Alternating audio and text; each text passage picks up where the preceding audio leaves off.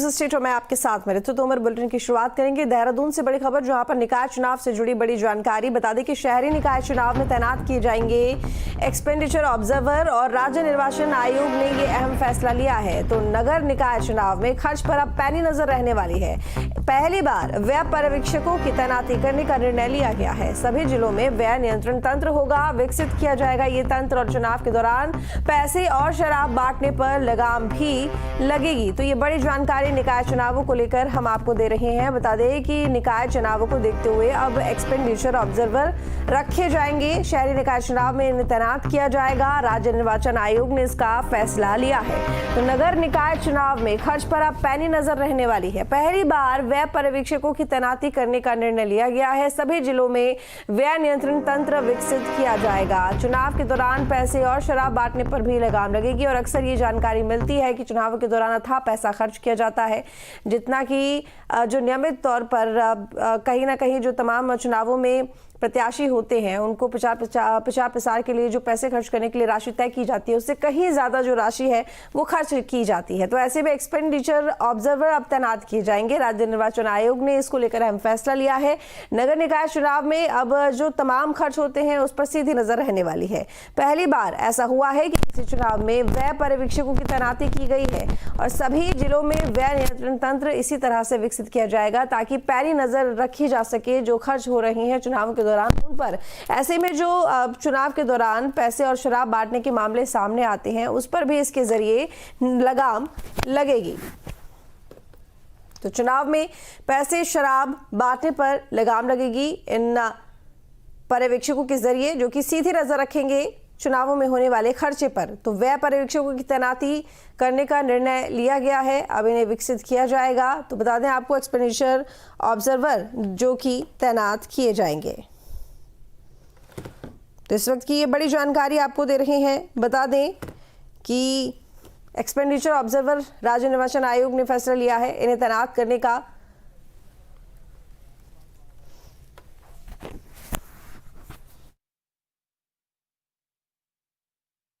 जानकारी सभी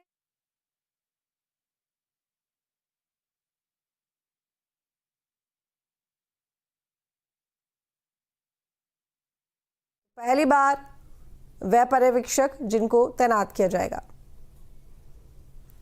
तो निकाय चुनावों के दौरान ये फैसला लिया गया है। शहरी निकाय चुनाव में ऑब्जर्वर तैनात किए जाएंगे। और बता दें कि ये जो पर्यवेक्षक होंगे चुनावों के दौरान जो खर्चे होते हैं उन पर नजर रखेंगे। जो फिजूल खर्ची होता है चुनावों के दौरान अक्सर जानकारी मिलती है कि जो व्यय होता है वो जरूरत से ज्यादा होता है। धनराज गर्ग हमारे साथ में जुड़े ज्यादा जानकारी के साथ में।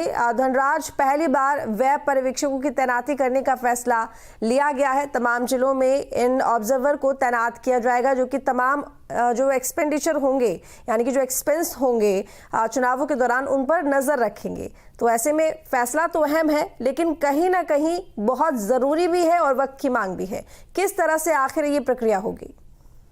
जी बिल्कुल, देखिए जिस तरीके से देखा जाए कि निकाय चुनाव जल्द ही होने वाले हैं, जिसको लेकर कहीं ना कहीं पार्टियां तो अपनी तैयारी में जुटी हुई थी, लेकिन वहीं अब राज्य निर्वाचन आयोग भी कहीं ना कहीं जो पूरा प्रारूप है वो तैयार कर चुका है। क्योंकि राज्य निर्वाचन आयोग की तरफ से साफ तौर पर कहा गया है कि जो नियमावली है उसमें भी कुछ बदलाव किए गए हैं। जिस तरीके से देखा जाए जो बदलाव किए गए हैं वो सबसे पहले जो बदलाव है वो पर्यवेक्षकों को लेकर है, यानी कि पर्यवेक्षक नियुक्त किए जाएंगे जो कि पूरे व्यय का खर्चा का जो लेखा जोखा है प्रत्याशियों का वो रखेंगे। यदि कोई उससे ज्यादा प्रत्याशी उस पर खर्च करता है तो उस पर भी कार्रवाई की जाएगी। और वही देखिएगा कि कहीं ना कहीं निर्वाचन आयोग की तरफ से जो पूरी तैयारी है वो की जा रही है, उसको अंतिम रूप दिया जा रहा है। और साफ तौर पर कहा गया है निर्वाचन आयोग की तरफ से कि जो इस तरह के युवा है यानी कि जो 1 जनवरी को पूरे 18 साल कर रहे हैं उनके वोट बनाने की प्रक्रिया भी जारी है और लगातार उनके वोट भी बनाए जा रहे हैं। यानी कि जो इस बार 1 जनवरी को 18 वर्ष के युवा हो चुके होंगे वो वोट करने का अधिकार रखेंगे।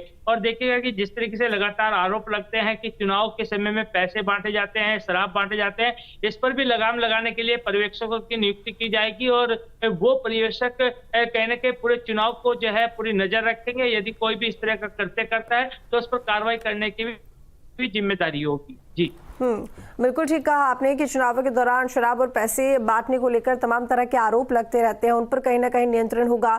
लेकिन जिस तरीके से अभी आपने जानकारी दी कि जो तय यहाँ पर राशि होती है उसी के अनुसार खर्च किया जाएगा, लेकिन क्या हर प्रत्याशी पर नजर रखने के लिए आखिर किस तरह से ये काम जो है इन ऑब्जर्वर की तरफ से किया जाएगा? क्या जो भी खर्चा होगा चुनावों के दौरान प्रचार प्रसार में, उससे सारे एक्सपेंस की जानकारी तमाम प्रत्याशियों को, इन ऑब्जर्वर्स को देनी पड़ेगी? जी बिल्कुल, देखिए जो भी चुनाव के दौरान खर्चा करेंगे प्रत्याशी, उनकी पूरी जानकारी कहीं ना कहीं पर्यवेक्षकों को भी देनी पड़ेगी और निर्वाचन आयोग को भी उनको सौंपनी होगी, क्योंकि ये नियम पहले से भी है कि जो भी खर्चा करते हैं उसका एक लेखा जोखा कहीं ना कहीं निर्वाचन आयोग के पास जाता है। लेकिन इस बार जो पर्यवेक्षक रखे गए हैं वो उसकी कहीं ना कहीं मॉनिटरिंग करेंगे कि किस तरीके से वो खर्चा कर रहे हैं, कहीं उस खर्चे को नाजायज तरीके से तो नहीं किया जा रहा है या वोटरों को लुभाने के लिए तो खर्चा नहीं किया जा रहा है, उस चीज को भी वो कहीं ना कहीं उसमें नजर रखेंगे। और यदि कोई इस तरह का प्रत्याशी मिलता है कि कोई वोटरों को रिझाने के लिए शराब की बंटवाने का काम करता है या अन्य चीजें बंटवाने का काम करता है, तो उस पर कहीं ना कहीं कड़ी नजर ऑब्जर्वर की रहेगी और ऑब्जर्वर कहीं ना कहीं उस पर कार्रवाई करने के लिए भी रेडी होंगे। और आप देखिएगा कि जिस तरीके से लगातार हमने देखा है कि जब भी चुनाव आते हैं तो कहीं ना कहीं जो प्रत्याशी हैं वो जनता के बीच जाना शुरू हो जाते हैं और वो प्रक्रिया कहीं ना कहीं प्रत्याशी की तरफ से यहाँ पर शुरू भी हो चुकी है। लेकिन वही शराब और पैसे बांटने की बात है तो उस पर कहीं ना कहीं ऑब्जर्वरों की पूरी नजर रहेगी। ठीक है धनराज, बहुत शुक्रिया आपका तमाम जानकारी के लिए। तो बता दें कि उत्तराखंड बीजेपी ने निकाय चुनाव को लेकर तैयारियां तेज कर दी है। निकाय चुनाव में जीत सुनिश्चित करने और कार्यकर्ताओं की नब्ज टटोलने को बीजेपी राष्ट्रीय महामंत्री संगठन बीएल संतोष सबसे पहले लोकसभा और फिर केदारनाथ उपचुनाव में जीत को लेकर कार्यकर्ताओं की पीठ थपथपाई और फिर चुनाव प्रभारियों के साथ बैठक की। इसके साथ ही चुनाव की तैयारियों का जायजा लिया। इस दौरान नगर पालिका और पंचायत की रणनीति को लेकर गहन मंथन भी किया। साथ ही पार्टी प्रदेश मुख्यालय में पार्टी पदाधिकारी और प्रदेश टोली बैठक में शामिल हुए।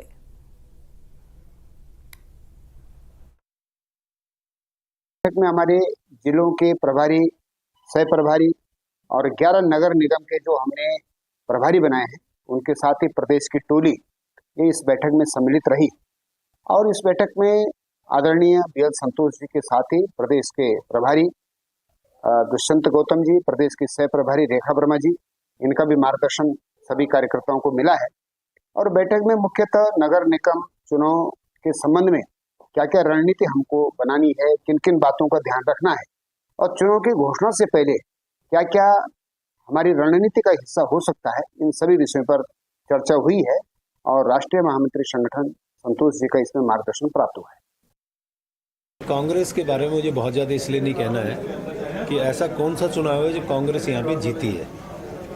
लोकसभा का चुनाव हो, उससे पहले विधानसभा का चुनाव हो, अब हमारा केदारनाथ का चुनाव हो और अब हमारा जो ये चुनाव सामने है, इसमें भी मैं एक बात कह सकता हूँ कि जिस तरह से तैयारी हमारे संगठन की है और जिस प्रकार से हमारे कार्यकर्ता ज़मीन पे काम करते हैं, संघर्ष करते हैं, इधर हमारी सरकार काम कर रही है। माननीय धामी जी सरकार ने जिस प्रकार से पूरे प्रदेश के हित के लिए, प्रदेशवासियों के हित के लिए काम किए हैं, तो हम लोग तो एक ही बात कह सकते हैं कि अब चुनाव जब सामने होगा तो उनको पता चल जाएगा वो कितने पानी में और हम कितने पानी में।